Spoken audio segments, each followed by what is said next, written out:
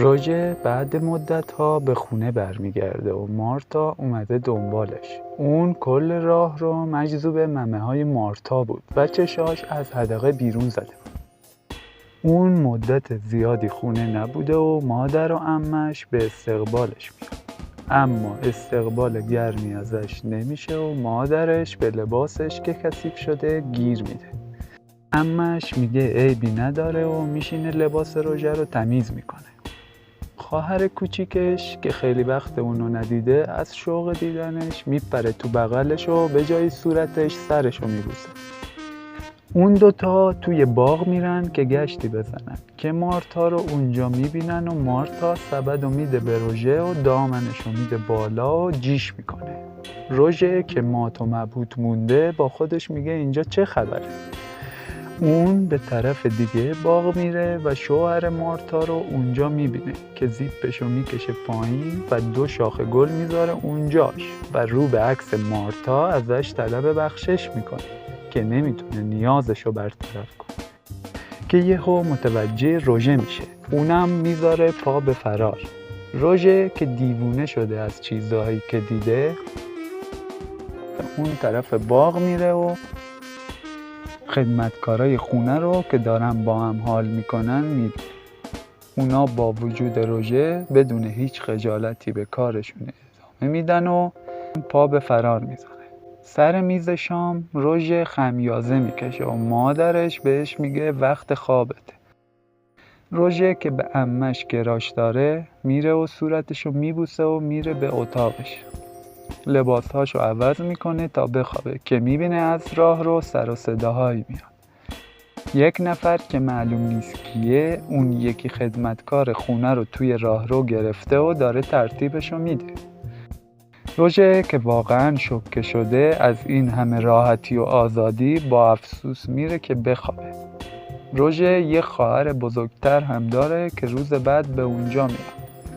اونم روژه رو زیاد تحویل نمیگیره و روژه ناراحت میشه. فکر میکنه که کسی دوستش نداره. اون کم کم بی حیا میشه و توی انبار باسن یکی از خدمتکارا رو دید میزنه. میره تو قفس مرغ و خروسا و عکسای بی‌ناموسی نگاه میکنه. یکی از کارگرا میاد توی استبل که کاراشو بکنه.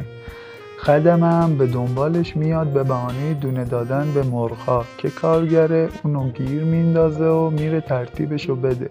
اون میره تو آشپزخونه و یکی دیگه از دخترها رو از پشت بغل میکنه. اون دخترم با بشقاب میزنه به سرش. مارتا داره میره تو کلیسا و روژه دنبالشه تا شانسش رو امتحان کنه و میره از پشت مارتا رو بغل میکنه. مارتا هم که متوجه روژه شده بله حاله به روش نمیاره. روژه که تا حالا از این کارا نکرده نمیدونه چی کار کنه. مارتا دامنشو میده بالا اما از شانس بد روژه پستچی با صدای بلند اهالی خونه رو صدا میزنه که جمع شن. اهالی خونه دور پستچی جمع میشن و خبر مهم اون جنگه. اونا شب آخر رو جشن میگیرن و هر کی با عشقش یه گوشه داره حال میکنه. حتی خدمتکارا به صورت ضربه‌دری روی همن. حتی شوهر بی‌عرضه مارتا هم کنارشه. روز بعد خانمای خونه و خدمتکارا مردا رو بدرقه میکنن و اونا به جنگ میرن تا از کشورشون دفاع کنن. این همه زن میمونن و آقا روژه موقع برگشتن با اشوه به روژه نگاه میکنن. اونم که از خدا خواسته لبخند رو لبشه. یکی از خدمتکارا تشک دستشو میخواد اونو بالا ببره.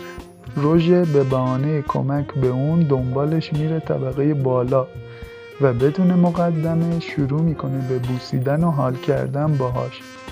خلاصه دختره لباساشو در میاره و روژه جون به آرزوش میره. وقتی از پله‌ها میاد پایین خواهرش اونو میبینه و متوجه کار روژه میشه.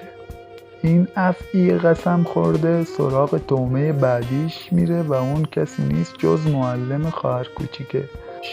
دختره که میبینه این افعی لخت خندش متوجه منظور این مارمولک میشه و میره تو کار. کراش روژه عمه جون بازم اشوه میاد و روژه میره تو اتاقش. عمه یه بوسش میکنه و روژه میگه دیگه بوس بازی بسه عمه، بکش پایین شورتو. نفر بعدی سلطان راهروهای خونه است که روژه گیرش میندازه و به طرق مختلف ترتیبشو میده. این خفاش نقشه کردن خواهرش هم کشیده. وقتی که خواهرش میره سمت استبل دنبالش میره و شروع میکنه به در آوردن لباسای خواهرش که یک دفعه خدمتکار مارتا میاد و روژه دهن خواهرش رو میبنده و خواهرش میگه یه بعد عمری داداشم ازم یه چیزی خواسته و به صورت خودجوش عملیات رو شروع میکنه. حالا زنهای خونه همش دم در اتاق روژه همو میبینن و روژه سرش خیلی شلوغه. اون مونده و یه گله زن که باید ترتیبشونو بده. خواهرش به صورت اختصاصی باش میخوابه که یک دفعه صدای هواپیما میاد. جنگ تموم شده و همه مردا برمیگردن و جشن گرفتن. حالا روژه مونده و یه عالم زن که حاملن ازش و باید یه فکری براشون بکنه. با کمک خدمتکار روی تخت خواهرش رنگ قرمز میریزه تا نامزدش نفهمه حامل است. عمه جون رو هم میفرسته پیش دکتر خانواده تا باهاش بخوابه. خواهرش هم نامزدش رو میبره به اتاقش. میرسیم به کلیسا. چند زوج خوشبخت که چون از عشقشون باردارن باید زودتر ازدواج کنن. روژه هم خیالش راحته که لو نرفت. روزهای آخر اقامت روژه است توی خونه و باید برگرده. همه خانوما عاشق روژه شدن و ازش بچه دارن. روژه باید برای ادامه تحصیل برگرده شهر.